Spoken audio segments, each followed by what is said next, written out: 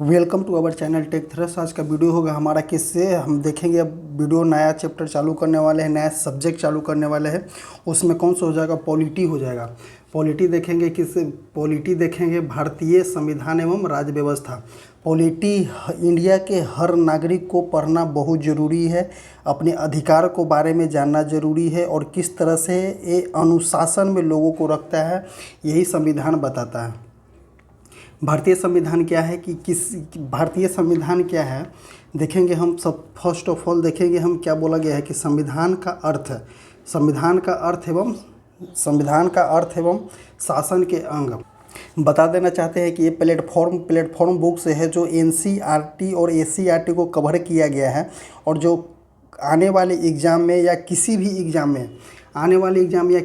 Exam में आप उठा करके देख लीजिए, क्वेश्चन का जो लेवल है NCERT बेस्ड ही बहुत सारे क्वेश्चन जो आजकल एग्ज़ाम में पूछे जा रहे हैं। सो NCERT को पढ़ना बहुत ज़रूरी है।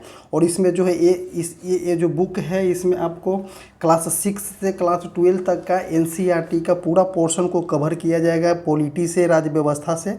अब उसमें देखते हैं कि किस तरह से संविधान है, संविधान हमारा किस तरह से लागू किया गया और किस तरह से संविधान के बारे में हम जाने संविधान है क्या, देखते हैं उसके बारे में। बी कॉन्सनट्रेट होकर के आप सुनिएगा, बस सुनते रहिएगा, आपको याद हो जाएगा। और आप एक बुक ले लीजिएगा, बुक लेकर के आप इसको रीडिंग कर लीजिएगा, जो आपको बेहतर समझ में आ जाएगा। अब देखते हैं, किसी संगठन के संचालन के लिए आवश्यक मूलभूत नियमों के संग्रहित रूप को उस संगठन का क्या बोलते हैं? संविधान कहते हैं। जैसे किसी संगठन को चलाने के लिए उसके रूल रेगुलेशन जाना जाता है। जैसे कि आप कॉलेज में गए, हर कॉलेज का अपना अपना रूल रेगुलेशन होता है, स्कूल का अपना अपना रूल रेगुलेशन होता है। उसी के अनुसार बोला, किसी भी ऑर्गेनाइजेशन को चलाने के लिए, किसी भी संगठन को चलाने के लिए जो मूलभूत नियमों का संग्रहित होता है, उसे क्या बोलते हैं? संविधान कहा जाता है। समान रूप से संविधान शब्द का आशय किसी देश के संविधान से होता है। संविधान उसी को बोलते हैं जो किसी देश के संविधान से होता है। किसी देश के शासन संचालन के लिए आवश्यक मूलभूत नियमों के संग्रहित रूप को उस देश का संविधान कहते हैं। जैसे कि किसी देश के शासन संचालन के लिए आवश्यक मूलभूत नियमों के संग्रहित रूप को उस देश का संविधान कहते हैं। ऐसे जो लाइन से दिया गया है, ये सब स्टेटमेंट वाइज में क्वेश्चन आते रहता है। और स्टेटमेंट वाइज क्वेश्चन को बनाने के लिए हमें इस पोर्शन को डीप से पढ़ना होगा, क्योंकि स्टेटमेंट वाइज क्वेश्चन आर्टिकल आप यहाँ से आसानी से बना सकते हैं कि किस तरह से क्या है। लेकिन आपको अगर क्वेश्चन को पूरी तरह से अटेम्प्ट करना है तो आपको इसको पढ़ना ज़रूरी है, क्योंकि स्टेटमेंट वाइज अगर क्वेश्चन पूछता है तो यहाँ से ज़रूर बनता है। अब देखते हैं, संविधान लिखित नियमों की ऐसी संहिता है जिसे किसी देश में रहने वाले सभी लोग सामूहिक रूप से मानते हैं। संविधान सर्वोच्च कानून है। संविधान क्या है? सर्वोच्च कानून है, जिसमें किसी निश्चित भूभाग में रहने वाले नागरिकों के बीच आपसी संबंध तय होने तथा लोगों को सरकार के बीच संबंध स्थापित करता है। जैसे संविधान सर्वोच्च कानून होता है, जिसमें किसी निश्चित मूल भाग में रहने वाले लोगों या नागरिकों के बीच सरकार के बीच आपसी संबंध को बताता है। संविधान देश में साथ रह रहे विभिन्न वर्गों के लोगों के बीच जरूरी भरोसा और सहयोग विकसित कराता है। संविधान स्पष्ट करता है कि सरकार का गठन कैसे होगा और किसे फैसला लेने का अधिकार होगा। जैसे कि संविधान में स्पष्ट लिखा गया है कि सरकार का गठन किस तरह से किया जाता है और उसे किसे फैसला लेने का अधिकार होता है। संविधान सरकार के अधिकारों को सीमा को तय करता है और हमें ये बताता है कि नागरिकों का क्या अधिकार है। जैसे कि संविधान जो है सरकार के सीमा को तय करता है और हमें ये बताता है कि नागरिकों का क्या अधिकार है। इसे संविधान के अंतर्गत ही ये सब आता है। संविधान अच्छे समाज के गठन करता है। संविधान जो है एक अच्छे समाज, एक प्रतिष्ठित समाज के गठन करता है।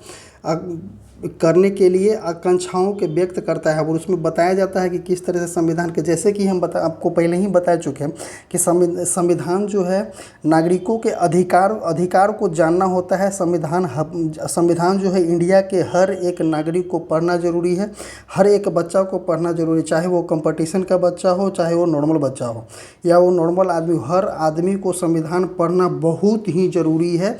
संविधान पढ़ने से उसका अपना अधिकार के बारे में पता चलता है, और उसे किस तरह से प्रशासन के अनुसार अनुशासित रहा जाता है वो भी संविधान के अनुसार ही पता लगता है। और हर एक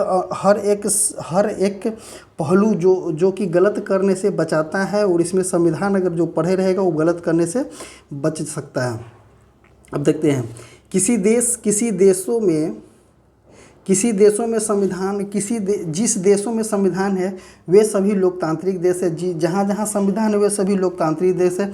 यह जरूरी नहीं है, ऐसा ज़रूरी नहीं कि जहाँ जहाँ संविधान है वो लोकतांत्रिक देश है, लेकिन जिस देशों में लोकतांत्रिक शासन है वहाँ संविधान होना जरूरी है। जैसे कि अगर यहाँ पूछ देता, अगर क्वेश्चन देगा क्या कि जिस देशों में संविधान है वे सभी लोकतांत्रिक देश, ये जरूरी नहीं है, लेकिन जिस देश में लोकतांत्रिक शासन है वहाँ संविधान क्या है, वहाँ संविधान बहुत ज़रूरी है। ब्रिटेन के खिलाफ आज़ादी के लड़ाई के बाद अमेरिका के लोगों ने अपने संविधान का निर्माण किया था। किसके खिलाफ? ब्रिटेन के खिलाफ आज़ादी के अमेरिका के लोगों ने अपने लिए संविधान का निर्माण करवाया था। फ्रांसीसी क्रांति के बाद फ्रांसीसी लोगों ने एक लोकतांत्रिक संविधान की मान्यता दी थी। इसके बाद यह चलन हो गया कि राजतंत्र एवं उपनिवेशवादों से बाहर निकले हर लोकतांत्रिक शासन व्यवस्था में एक लिखित संविधान है। जो राजतंत्र व्यवस्था है, जो उपनिवेशवाद से बाहर जो निकला है, लोकतांत्रिक शासन है जिसके पास, उसके पास एक अपना लिखित संविधान होता है। यहाँ पे डायरेक्ट लिख दिया है क्या कि लोकतांत्रिक शासन। जब लोकतांत्रिक शासन लिखेगा तो उसके पास संविधान जरूर होगा, लिखित संविधान जरूर होगा। संयुक्त राज्य अमेरिका का संविधान विश्व का प्रथम लिखित संविधान है। ये कभी कभी एग्जाम में क्वेश्चन पूछते रहता है कि किस देश का प्रथम लिखित संविधान है, तो अमेरिका का प्रथम लिखित संविधान है जो 1787 में फिलाडेल्फिया, ये एक क्वेश्चन बहुत ही इंपॉर्टेंट क्वेश्चन है। 1787 में फिलाडेल्फिया सम्मेलन के द्वारा निर्माण किया गया था और 4 मार्च 1789 को लागू किया था। और क्या बोलते हैं, 1787 में फिलाडेल्फिया सम्मेलन के द्वारा निर्माण किया गया था और 4 मार्च 1789 में लागू किया गया था। कहाँ में? अमेरिका में। राजव्यवस्था क्या है? राजव्यवस्था शब्द के अंतर्गत किसी देश के शासन की प्रकृति, स्वरूप एवं तौर तरीके से निहित है। किसी देश के राजव्यवस्था का मुख्य आधार उस देश का संविधान होता है। अब देखेंगे विधायिका, कार्यपालिका, न्यायपालिका क्या है? शासन के 3 अंग होते हैं। तो शासन के कितने अंग होते हैं? शासन के 3 अंग होते हैं। कौन कौन से? विधायिका, कार्यपालिका और न्यायपालिका। देखेंगे विधायिका के बारे में। विधायिका क्या बोलता है? शासन का वह अंग जो नियम बनाता है, विधायिका लेजिस्लेचर कहलाता है। लोकतांत्रिक व्यवस्था में विधायिका जनप्रतिनिधियों की सभा होती है जिसके पास देश के लिए कानून बनाने का अधिकार होता है। जैसे कि हम बता सकते हैं कि शासन का वह अंग जो नियम बनाता है, जैसे कि हम लोग MP मेंबर ऑफ पार्लियामेंट चुन करके संसद में भेजते हैं, वो विधायिका के अंतर्गत आता है। वो कानून लोकतांत्रिक व्यवस्था में विधायिका जनप्रतिनिधि द्वारा, मतलब कि लोगों द्वारा चुन करके उसे संसद में भेजा जाता है और वो लोग जो है कानून बनाने का अधिकार रखते हैं। शासन का वह अंग जो संविधान के नियमों तथा विधायिका द्वारा बनाए गए नियमों को लागू कराता है। क्या बोलता है? शासन का वह अंग जो संविधान के नियमों तथा विधायिका द्वारा बनाए गए नियमों को लागू कराता है। जैसे कि पुलिस हो गए, DM DSP हो गए, ये सब इसके अंतर्गत कार्यपालिका के अंतर्गत आ जाएगा। कार्यपालिका पर न्यायपालिका के आदेश को भी लागू करने का भार होता है। कार्यपालिका पर एक और होता है, कार्यपालिका पर तो होता है कार्यपालिका पर न्यायपालिका के आदेश को भी लागू करने का भार होता है। देखते हैं न्यायपालिका क्या है। शासन का वह अंग जिसके पास न्याय करने और कानूनी विवाद को निपटाने का अधिकार होता है उसे क्या कहते हैं? उसे न्यायपालिका कहते हैं। अब देखते हैं क्या क्या वो है इसमें।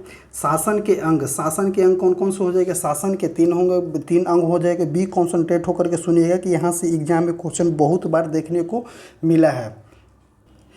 शासन के अंग कौन कौन से हो जाएगा? तो शासन के अंग हम देख चुके हैं कौन कौन से। विधायिका होगा जो कानून बनाएगा। कार्यपालिका होगा जो कानून को लागू करवाएगा। और न्यायपालिका होगा जो देखेगा कि कौन सा गलत है कौन सही है, उसके बारे में ये देखेगा। अब देखेंगे जैसे विधायिका के दो अंग होते हैं हमारे देश में। विधायिका का दो अंग होते हैं, एक संघीय और केंद्र विधायिका और एक होता है राज्य विधायिका। जैसे कि संघीय और केंद्र विधायिका संसद हो जाएगा और राज्य विधायिका का क्या हो जाएगा? राज्य विधानमंडल हो जाएगा। राज्य विधानमंडल। संसद के तीन अंग होते हैं। संसद के तीन अंग होते हैं कौन कौन से? लोकसभा, राज्यसभा और राष्ट्रपति।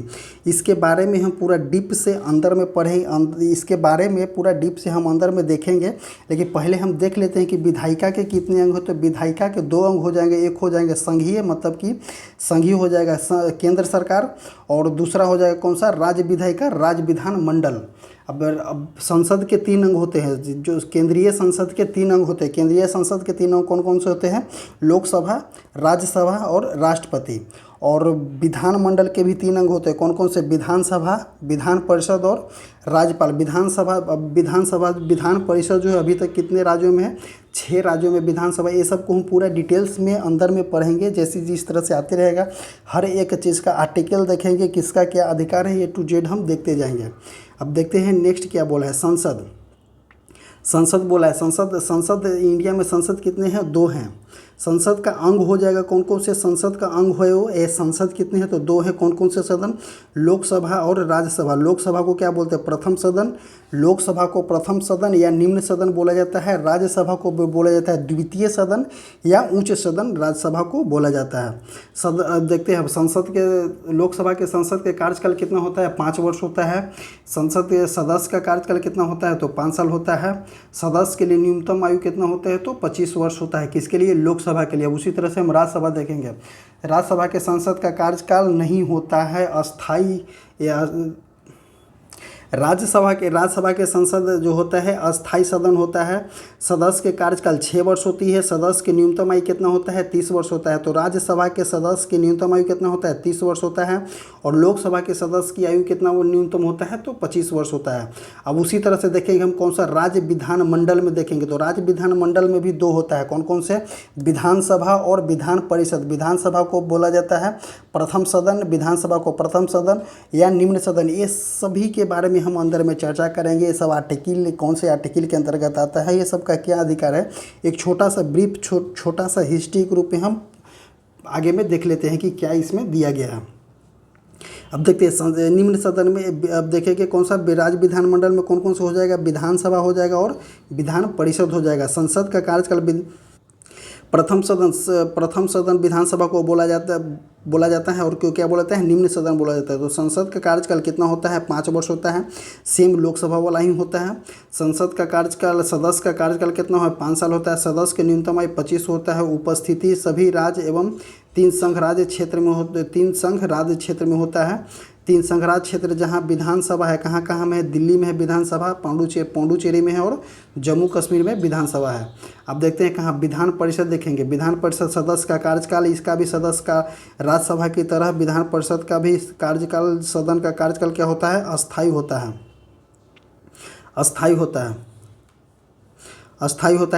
सदस्य का कार्यकाल कितना साल होता है? 6 साल होता है। राज्यसभा के सदस्य का कार्यकाल कितना होता है? 6 वर्ष होता है। सदस्य के न्यूनतम आयु कितना होता है? 30 वर्ष होता है। वर्तमान में 6 राज्यों में विधान परिषद है। कौन कौन से राज्य में विधान परिषद है? तो उत्तर प्रदेश, बिहार, जिस तरह से हम बोल रहे हैं उस तरह से बोलिएगा। उत्तर प्रदेश, बिहार, महाराष्ट्र, कर्नाटक, आंध्र प्रदेश, तेलंगाना। 6 राज्यों में कौन कौन से राज्यों में विधान परिषद है? तो उत्तर प्रदेश, बिहार, महाराष्ट्र, कर्नाटक। उत्तर प्रदेश, बिहार, महाराष्ट्र, कर्नाटक, आंध्र प्रदेश और तेलंगाना। 6 राज्यों में अभी विधान परिषद है, बाकी राज्यों में विधान परिषद नहीं है। अब देखिए किसी राज्य में इसका सृजन या उत्साधन किया जा सकता है, किसका? विधान परिषद का। अब जैसे देखते हैं कार्यपालिका में कौन कौन से आ जाए? कार्यपालिका कौन हो जाता है? और कार्यपालिका कौन होता है? जो संविधान और विधायिका द्वारा बनाए गए कानून को लागू करवाता है, क्या कहलाता है? कार्यपालिका कहलाता है। तो कार्यपालिका भी दो प्रकार का होता है। एक है केंद्रीय कार्यपालिका भी जो है दो प्रकार का होता है। कौन सा होता है? केंद्रीय जो सेंट्रल से होता है कार्यपालिका, और एक क्या होता है? एक राज्य का कार्यपालिका होता है। केंद्रीय कार्यपालिका के अंतर्गत कौन कौन से आते हैं? तो केंद्रीय कार्यपालिका हो जाएगा राष्ट्रपति। केंद्रीय कार्यपालिका के अंतर्गत कौन कौन से हो जाएंगे? तो राष्ट्रपति, संवैधानिक कार्यकाल के प्रमुख, निर्वाचन मंडल, न्यूनतम आयु कितना होता है? 25 वर्ष, और मंत्रिपरिषद हो जाएगा। राष्ट्रपति के बाद मंत्रिपरिषद हो जाएगा। दो अंग हो जाएगा केंद्रीय कार्यपालिका, राष्ट्रपति, मंत्रिपरिषद। मंत्रियों की श्रेणी में कैबिनेट मंत्री होता है, राज्य मंत्री होता है, उप मंत्री हो जाता है। और देखेंगे राज्य मंत्री में कौन कौन से हो जाए? कैबिनेट मंत्री के सहायक रूप में सामूहिक रूप से उत्तरदायी होता है। मंत्रिपरिषद के प्रमुख कौन होता है? तो प्रधानमंत्री होता है। सामूहिक रूप से उत्तरदायी कहाँ का होता है? तो लोकसभा के प्रति उत्तरदायी होता है। और मंत्रिपरिषद का प्रमुख कौन होता है? तो प्रधानमंत्री होता है। और एक होता है राज्य मंत्री, जो स्वतंत्र प्रभार होता है। अब देखते हैं राज्य कार्यपालिका। कार्यपालिका कौन? राज्यपाल हो जाएगा, और मंत्रिपरिषद हो जाएगा। संवैधानिक कार्यकालिक प्रमुख कौन होता है? तो राज्यपाल होता है। नियुक्ति राष्ट्रपति द्वारा होता है। न्यूनतम आयु कितना होता है? तो 35 वर्ष होता है। मंत्रियों की श्रेणी, मंत्रिपरिषद, कैबिनेट मंत्री, राज्य मंत्री, उप मंत्री, उसी तरह से होता है। सामूहिक रूप से उत्तरदायी, विधानसभा के प्रति उत्तरदायी होता है। और मंत्रिपरिषद के प्रमुख कौन होता है? तो मुख्यमंत्री होता है। कहाँ में? विधानसभा में। कहाँ में? राज्य कार्यपालिका में। अब देखते हैं न्यायपालिका का भी तीन अंग होता है। यहाँ मुख्य रूप से 2 स्तर, केंद्र और राज्य स्तर पर प्रांत पर हैं। देखेंगे न्यायपालिका उच्च न्यायालय होता है, उच्चतम न्यायालय, उच्च न्यायालय, और निम्न और अधीनस्थ न्यायालय। अब देखते हैं नेक्स्ट क्या बोलते हैं।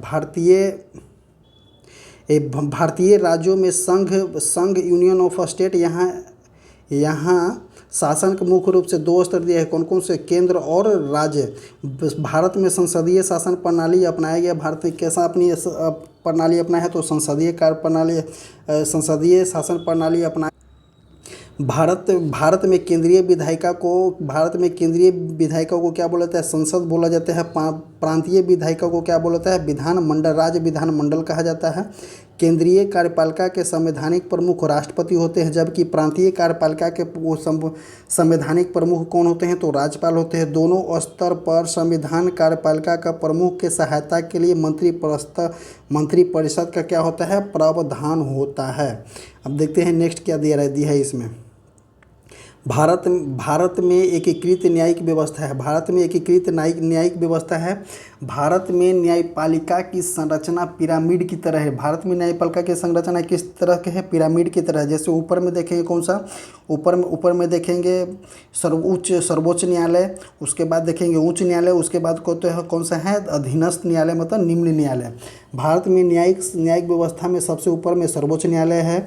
उसके नीचे कौन सा है? राज्य उच्च न्यायालय है। सबसे नीचे कौन सा हो जाएगा? सबसे नीचे निम्न न्यायालय, अधीनस्थ न्यायालय है। अधीनस्थ न्यायालय में जिला और सत्र न्यायालय एवं अन्य अधीनस्थ न्यायालय आते हैं। किसके अंतर्गत? तो निम्न न्यायालय के अंतर्गत।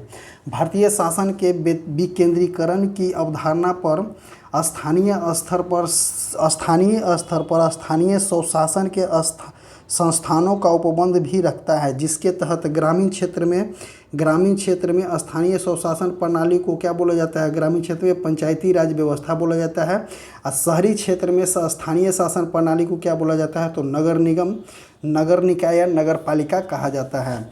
इसी तरह से हम देखें आज कौन सा संविधान, भारतीय संविधान एवं राज्य व्यवस्था देख लेगा। अब इसमें कौन सा देखें हम? संविधान शब्द का अर्थ एवं शासन के अंग देख लिए। अब नेक्स्ट हम देखेंगे कौन सा? रेगुलेटिंग एक्ट के बारे में देखेंगे कि क्या है रेगुलेटिंग एक्ट। नेक्स्ट वीडियो हम देखें कौन सा, भारतीय संविधान ऐतिहासिक पृष्ठभूमि किस तरह से, इंडियन कॉन्स्टिट्यूशन और हिस्टोरिकल बैकग्राउंड के बारे में देखेंगे और रेगुलेटिंग एक्ट के बारे में देखेंगे। इसी तरह से संविधान जो है हर एक नागरिक, इंडिया के हर एक नागरिक और हर एक बच्चा को संविधान पढ़ना जरूरी है। संविधान पढ़ने से वो अनुशासन में, बच्चा जो है अनुशासन में रहेगा और अपने अधिकार को जानेगा कि किस तरह से हमारा अधिकार है, कितना मेरा अधिकार है, और वो गलत करने से डरेगा। सो अब संविधान को पढ़ना हर एक बच्चे को ज़रूरी है और कंपटीशन लाइन से जो क्वेश्चन जिस तरह से बनते रहेंगे हम वीडियो में आपको बताते रहेंगे। हमारे टेलीग्राम चैनल से जुड़ने के लिए कमेंट बॉक्स और डिस्क्रिप्शन बॉक्स में टेलीग्राम का लिंक दिया गया है, आप वहाँ से जाकर के टेलीग्राम चैनल से जुड़ सकते हैं। Thank you.